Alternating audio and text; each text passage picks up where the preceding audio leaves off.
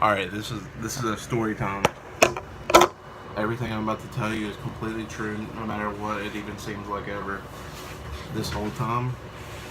Don't ever think it's fake, don't question it at all. Please don't ask anybody I know, because they will deny it and say it's a lie, but really nobody knows but me, so don't look into science either. They might tell you something different, because scientists always lie, you know. But basically, I was climbing, right? I was climbing this big rock hill, and I just one foot after the other, one arm after the other, grabbing onto the rocks, and had my harness attached, of course, and my buddy Greg, he didn't know how to work the harness. So I was like, I set it up before, because we were rappelling. Yeah, we were rappelling, but also rock climbing. But a little bit of jet packing here and there. I'm just laughing because it was a good time, not because I'm lying. But yeah, then an airplane flew over us, and I was like, well, that's normal. Airplanes fly everywhere, right? I was thinking that, and I was like, wait, why is it diving down? But I thought, is there an airport over the hill? But Greg said, no, there's not. And then I was like, okay, why is this plane flying over us, like near us, like right towards us, kind of? And he was like, man, I don't know, I'm just scared to get down the mountain, And so it was a great time, by the way, just absolutely perfect. But anyways, I was sitting there on the mountain, on the rappel, with a jetpack that was out of gas. We already had such an incredible day already. It was just the best day out in the desert. Doesn't matter where. Don't want to. It was a private-owned desert. That's the thing. And what I didn't know is the people who owned it was actually LeBron James's cousin's uncle's wife's sister, who also knows President Obama, who also knows President Trump, who also knows Vladimir Putin, who also knows that Russia is a great country. Anyways, a little off topic there. So yeah, we were on the rocks, and I was on the rappel, jetpack empty, and Greg comes by with his jetpack. He's floating next to me, and I'm like, okay, Greg, who's holding the rappel? And like a cartoon almost, it caught on something just long enough for him to rappel next to me, because we couldn't find anything to hook the rappel on, so he was holding it. And he said his arms got tired. I was like, Greg, I'm gonna fall and die. And I was like, okay, Greg, you're freaking reckless, first of all. And as soon as I said, Greg, you're reckless, and I was infuriated, the rappel slips off the rock it caught on. I started falling, right? Guess who caught me? Literally, Rick and Morty. Don't believe me? I mean, it doesn't hurt me if you don't believe me, because it's true, I don't have to provide evidence either, because it's true. So, true stories don't need evidence. Duh. But I was just sitting there, minding my own business, falling. I was scared. I guess I was minding my own business. I was scared, though. And I was like, Greg, help me. He freaking missed me. He tried to grab me, and then Rick and Morty showed up, and I land in their ship. Turns out I actually hit the ground, and I dreamt all that. But I survived. And you know about the plane flying over us? Yeah, that noise, I thought that was Rick and Morty's ship. But really, a plane crashed right around the freaking mountain. I was like, what is all this? Is the world falling apart? That's what I was thinking to myself.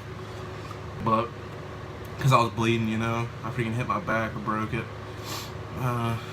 You know, you hate to see it, really.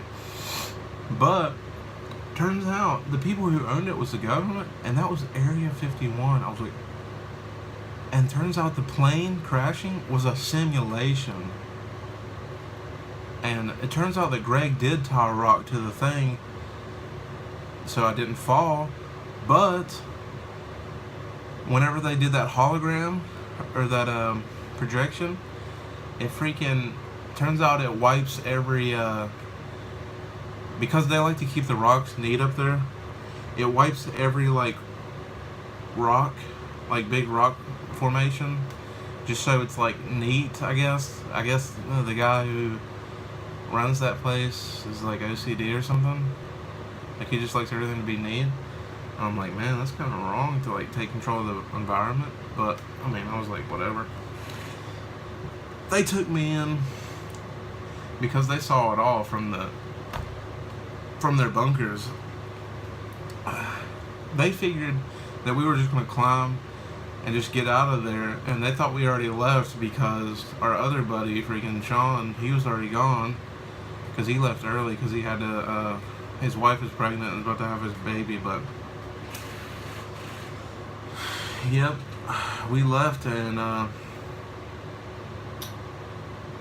or not we left, but he left, and we were just sitting there because we were riding in this ambulance. Well, first of all, this ambulance was crazy, and I mean, I don't even have to explain it because I don't even have to explain it. You just know that it was crazy. Just imagine a crazy ambulance. Doesn't matter what it is. But anyways, we was driving down this path because in between the rocks, there's like a valley in between the rocks, and we fell down to the valley, and there's a dirt road through the valley. So we just drove through the valley, and we went through a force field, and I could literally feel my heart come out of my chest for like 2 seconds. So I thought I thought I was already dead and just dreaming this all, but it's completely true. You can not ask anybody. Don't ever ask anybody. There's no proof. You just gotta believe me. I'm laughing because it was a fun time and there were some fond memories. But anyways, I was riding this ambulance, and then they took me back to the head of Area 51, and they took me to the nurse. Actually, they took me to the place. They took me to the head of the Area 51, like the base, the head base, and they put me in there. Completely not false. They took me in there. They literally just tapped me on the shoulder. I was healed completely. Everything was fixed. I was like, whoa, this is crazy. I met somebody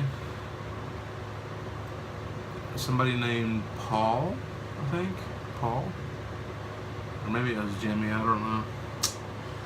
But that's the person who tapped me on the shoulder, and I was like, wow, thanks, you know.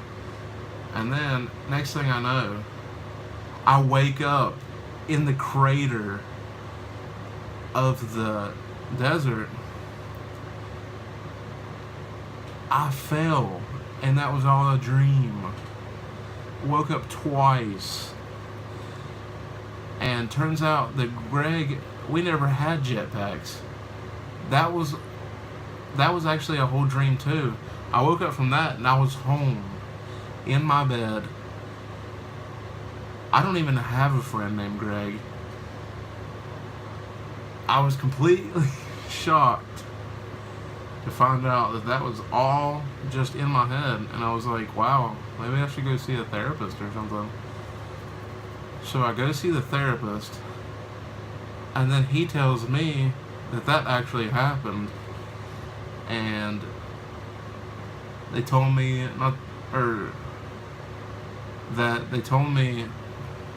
because he said something about you can't see somebody you've never seen before, and they have on file where this guy works for the government, and I saw him and I remember him.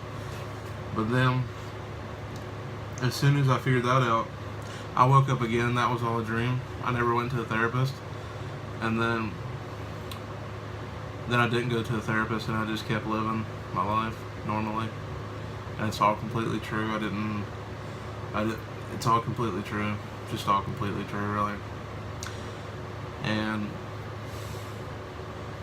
yeah, I just woke up that day and came to work, and here I am. I mean, it was a good dream though. GG.